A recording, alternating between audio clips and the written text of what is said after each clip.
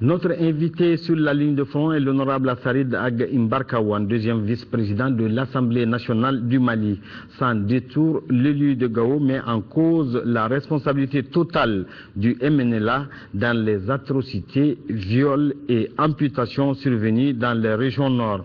Assarid est disponible au dialogue, mais au préalable, la justice doit être faite.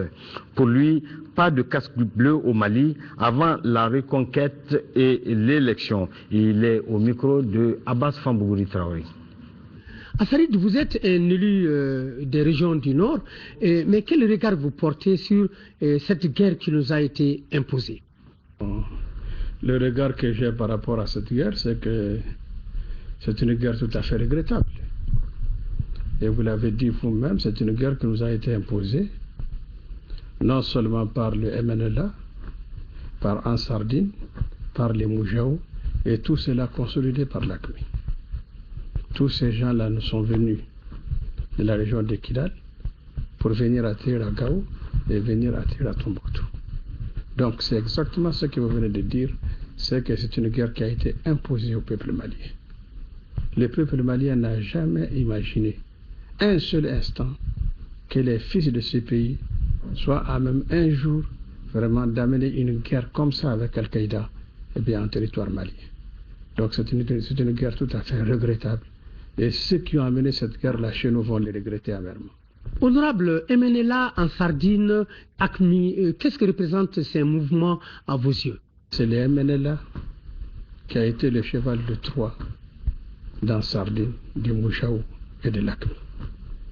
Il faut que vous sachiez, il faut que l'opinion malienne sache que tout ce qui s'est passé à Tessalit, tout ce qui s'est passé à Baybara, tout ce qui s'est passé à Galhok, tout ce qui s'est passé à Gao, tout ce qui s'est passé à Tombouctou est le fait de l'ensemble de ces mouvements appuyés par l'AQMI, par AQMI au Maghreb islamique.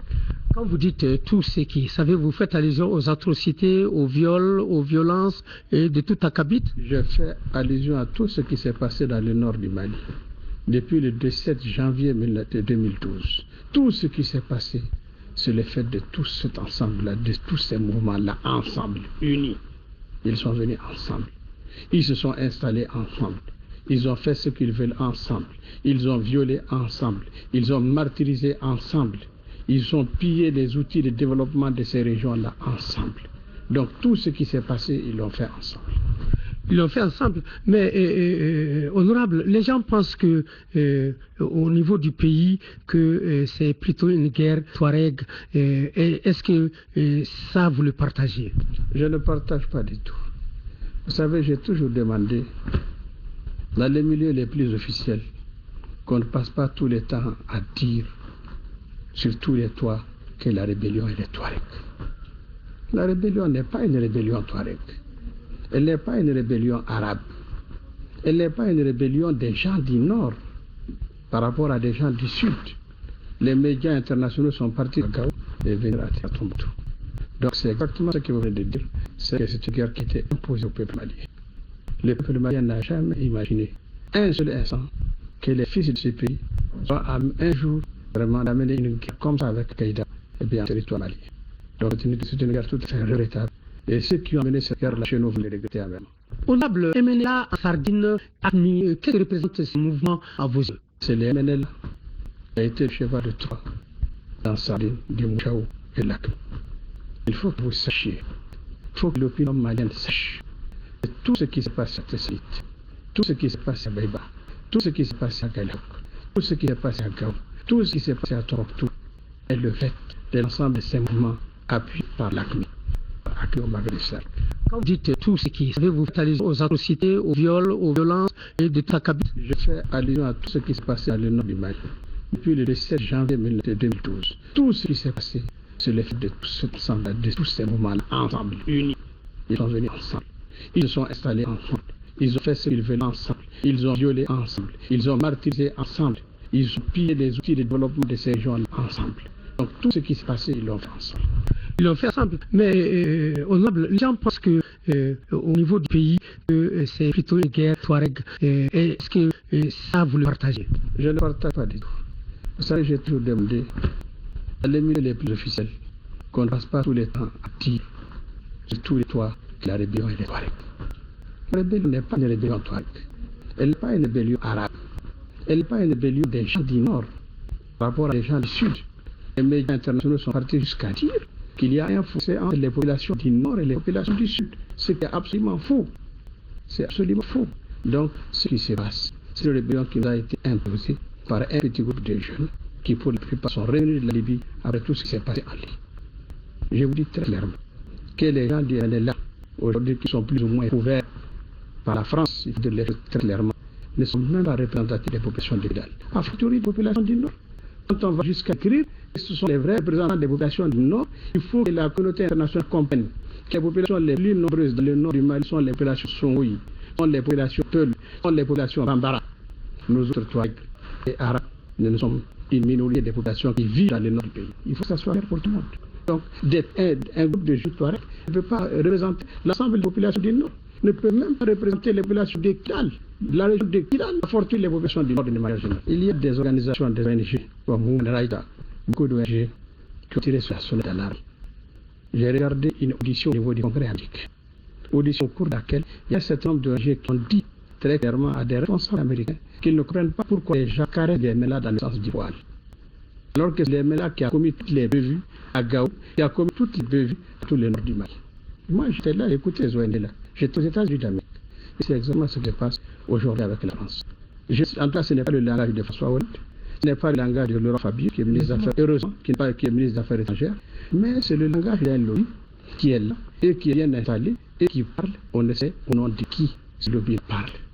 Donc ce que je suis en train de vous dire là, c'est ce que j'ai dit au Parlement européen, c'est ce que j'ai dit à l'Assemblée parlementaire paritaire à l'Union européenne, c'est ce que j'ai dit aux Nations Unies, c'est ce que j'ai dit partout où j'ai eu l'occasion de parler. Honorable Harid, essayez de douter de votre sincérité. À quoi faut-il? Je n'ai absolument rien à dire. Vous savez quand quelqu'un doute de votre sincérité, mais il n'a qu'à avoir son opinion. De toutes les façons, l'histoire ne rachète qu'un nous. L'histoire est une qui tourne et qui dépend de la volonté de qui que ce soit. Ce que moi je fais pour mon pays, ce n'est pas aujourd'hui que je commence à le faire. Je l'ai fait depuis 1900, je commence à le faire depuis 1991, depuis la première rébellion.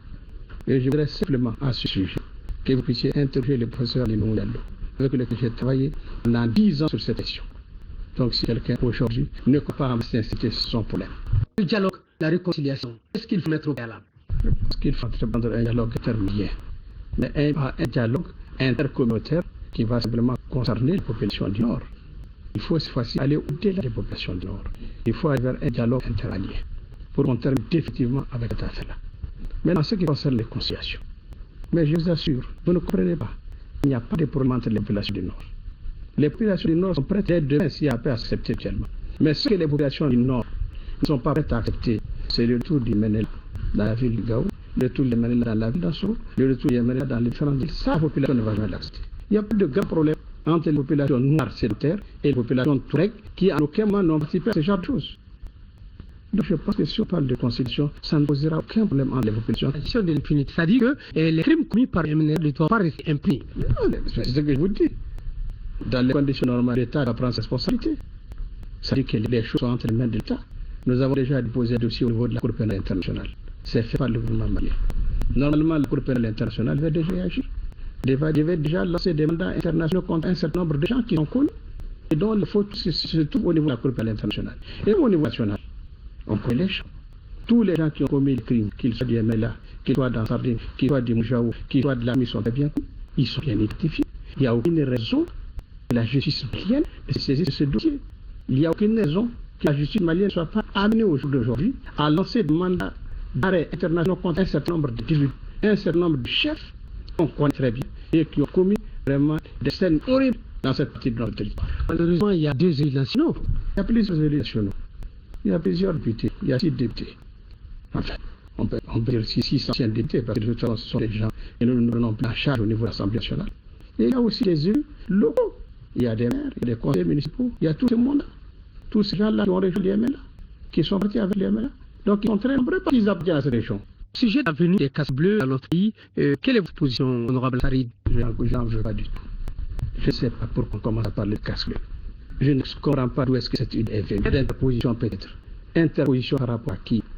Nous interposer entre nous